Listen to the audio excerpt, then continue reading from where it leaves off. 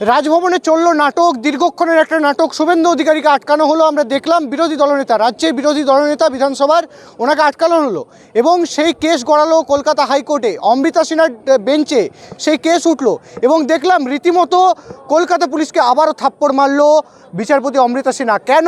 কেন পারমিশন থাকা সত্ত্বেও শুভেন্দু অধিকারীকে আটকানো হলো, এই প্রশ্ন সেদিন উঠলো। আমরা কথা বলার চেষ্টা করব ঘাটালের এমএলএ শীতল কপাটের সঙ্গে। দাদা, দেখলাম যে ভোট পরবর্তী হিংসা, ভোট দিলেও মার, ভোট না দিলেও মার, এটা কীরকম ঘটনা? দেখুন, এই 2024-এ যে লোকসভা গোটা ভারতবর্ষ জুড়ে এই নির্বাচন হয়েছে, পশ্চিমবাংলা ছাড়া কোনো রাজ্যেই রক্তপাত সন্ত্রাস হয়নি নির্বাচনকে নিয়ে। এই পশ্চিমবাংলায় বারে বারে সন্ত্রাস হয়, যখন নির্বাচন হয় তখন থেকে শুরু করে প্রায় 3 মাস 6 মাস পর্যন্ত এই সন্ত্রাস থাকে। যারা বিরোধীর সঙ্গে যুক্ত থাকে তাদেরকে ঘরছাড়া হতে হয়, মার খেতে হয়, কেস খেতে হয়, জরিমানা দিতে হয়, অনেক সময় বাড়িঘর আগুন জ্বালিয়ে দেওয়া হয়, দোকান বন্ধ করে দেওয়া হয়। এইবারও নির্বাচনে তাই হচ্ছে। তাহলে আমরা যারা পশ্চিমবাংলায় বাস করছি, আমাদের এই পশ্চিমবাংলায় গণতন্ত্র কি থাকবে না? এই রাজ্যের মুখ্যমন্ত্রী কি গণতন্ত্রকে এইভাবেই হত্যা করবে? তো সেই জন্য এই রাজ্যের পুলিশ, এই পুলিশ মন্ত্রী মমতা বন্দ্যোপাধ্যায়, মুখ্যমন্ত্রী মমতা বন্দ্যোপাধ্যায়ের প্রতি আমরা কেন গোটা পশ্চিমবাংলার মানুষ আস্থা রাখছে না। এর আগেও আমাদের বিরোধী দলনেতা মাননীয় রাজ্যপাল মহাশয়ের সাথে কথা বলে আসছিলেন, আর রাস্তায় মমতার পুলিশ আটকে দিয়েছিল। আজকেও হয়তো আটকে দিত, কিন্তু কোর্টের নির্দেশ ছিল, তার জন্য পুলিশ প্রশাসন, এরা বারে বারে তো পুলিশ প্রশাসন, মমতা পুলিশ থাপ্পড় খাচ্ছে, তারপরেও ওদের শিক্ষা নেই। অর্থাৎ এরা আইন কী জিনিস মানে না। পশ্চিমবাংলায় প্রশাসনের কাজ করতে পারে না, প্রশাসনকে তৃণমূল যেমনভাবে চালায় তেমনই চলে। তো সেই জায়গায় শাসকের আইনের শাসক নয়। তো সেই জন্য আমরা বারে বারে এই রাজ্যপালের দ্বারস্থ হয়েছি। আমাদের বিরোধী দলনেতা সম্মানীয় শুভেন্দু অধিকারী মহাশয় বারে বারে সেটাই তুলে ধরেছেন এবং পশ্চিমবাংলাকে সুশাসনে পরিণত করার একটা চেষ্টা করছেন। মমতা বন্দ্যোপাধ্যায় পুরোটাই দায়ভার নেওয়া উচিত, কিন্তু উনি আইন মানে না। উনি পুলিশ মন্ত্রী হয়ে পুলিশকে তৃণমূলের কাজে লাগিয়েছে, পুলিশকে তৃণমূলের দলদাসে পরিণত করেছে। অনেক জায়গায় ঘটনা আছে, আমরা দেখেছি পুলিশের গাড়ি দাঁড়িয়ে রয়েছে, বিজেপিকে মারধর করা হচ্ছে এবং বিজেপিকে বলা হচ্ছে যে তৃণমূলে যোগদান করতে হবে। তৃণমূল দাবি করে সিপিআইএম হারমাদ বাহিনী ছিল, তাহলে এখন বিজেপি কি দাবি করবে? তৃণমূল কি বাহিনী? দেখুন, সিপিএম যেখান থেকে শেষ করেছে, তৃণমূল সেখান থেকেই শুরু করেছে। তৃণমূল যতটা সন্ত্রাস করেছে তার 3 গুণ বেশি তৃণমূল সন্ত্রাস করছে। তো সেই জায়গায় সিপিএম আর তৃণমূল একই মুদ্রার এপিঠ আর ওপিঠ। তো সেই জন্য যেমন সিপিএমকে পশ্চিমবাংলার মানুষ ধুয়ে মুছে পরিষ্কার করে দিয়েছে, এর পরবর্তীকালে তৃণমূলকে একই অবস্থা হবে। আমাকে নির্বাচনের আগে 23 তারিখে মিথ্যা কেস দিয়ে যাতে নির্বাচনে অংশগ্রহণ করতে না পারি, আমাকে পুলিশ অ্যারেস্ট করেছিল মিথ্যে কেস দিয়ে। আমাকে 41-এর নোটিশও দেওয়া হয়নি, কিচ্ছু না। 4 মাস আগেকার কেস, কিচ্ছু জানে না পুলিশ, কিছুই জানে না। মিথ্যা কেস দিয়ে অ্যারেস্ট করা হয়েছিল যাতে নির্বাচনে অংশগ্রহণ করতে না পারি।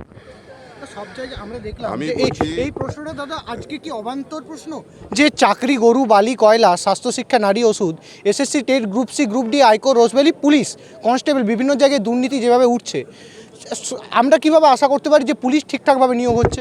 পুলিশ কিচ্ছু ঠিকঠাকভাবে নিয়োগ হচ্ছে না। পশ্চিমবাংলার গণতন্ত্র ভেঙে পড়েছে, গণতন্ত্রের লজ্জা।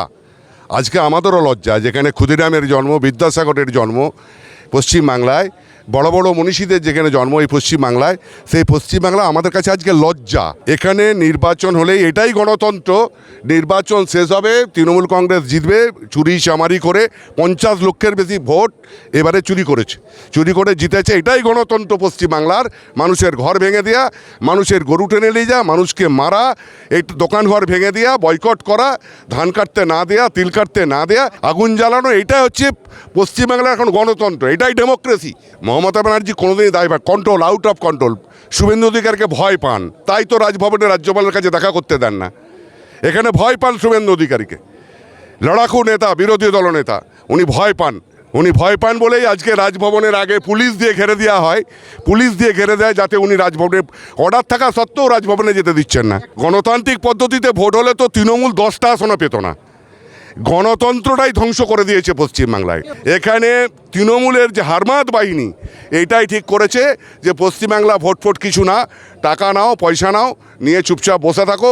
মানুষের বাড়িতে ধমকানি, পোলিং এজেন্টদের বাড়িতে যে রাত্রেবেলা আগের দিনে পুলিশ, তৃণমূল কংগ্রেস সবাই মিলে যে চমকানি দিয়ে এইসব নির্বাচনে জেতা। মানুষ যদি গণতান্ত্রিক পদ্ধতিতে ভোট দিতে পারে তৃণমূল কংগ্রেসকে ধুয়ে মুছে সাফ করে দিবে। মা মাটি মানুষ, আমি তো বললাম মা আজকে কাঁদছে, মাটি ফেটে গেছে, মানুষ বুঝতে পারছে। দেখেছেন তো উড়িষ্যাতে গভর্নমেন্ট হয়েছে, উড়িষ্যাতে সরকার হয়ে মুখ্যমন্ত্রী বলে দিয়েছে 4200 টাকা করে প্রতি মহিলাকে দেওয়া হবে প্রতি মাসে। মানুষ আজকে বুঝুক ডাবল ইঞ্জিনের সরকার হলে তার কী সুযোগ সুবিধা, সারা পশ্চিমবাংলার মানুষ বুঝুক, যেখানে যেখানে বিজেপি শাসিত রাজ্য নয় তারাও সবাই বুঝুক। সন্ত্রাস না করলে এই যে যারা বালি চুরি করে খাচ্ছে, যারা কয়লা চুরি করে খাচ্ছে, গরু পাচার করে খাচ্ছে, পঞ্চায়েতের প্রধানমন্ত্রী আবাস যোজনার বাড়ির টাকা লুট করে খাচ্ছে, সন্ত্রাস যদি এলাকায় না করে এগুলো মানুষ প্রতিবাদ করবে। এই মানুষের প্রতিবাদ থেকে এরা ভয় পায়, তাই মানুষকে সন্ত্রাস করে তাদের মুখটাকে বন্ধ রাখবার চেষ্টা করছে, অন্য কিচ্ছু না।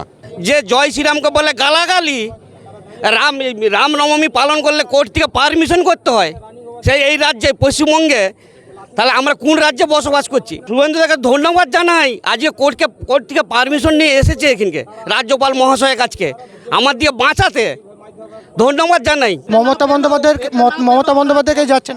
না না, যাব না। এই যে উনি হচ্ছে মারধর করো এখানে, আর আমরা পায়ে ধরবে এসে নাকি নিজ তলায় বলে দিচ্ছে মারধর কর, বিজেপিকে মেরে থেতো করে দে। হ্যাঁ, এরকম চিন্তা ভাবনা কেন মারধর করছে? কেন মারধর করছে? আমরা 38% বিজেপি ভোট পেয়েছে এই রাজ্যে, আর উনিরা 46% আছে।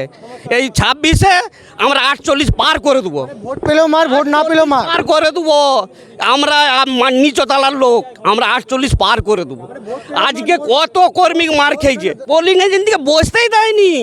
কেশপুতিকে একবার বহু জায়গায় পোলিং এজেন্টকে বসতেই দেয়নি।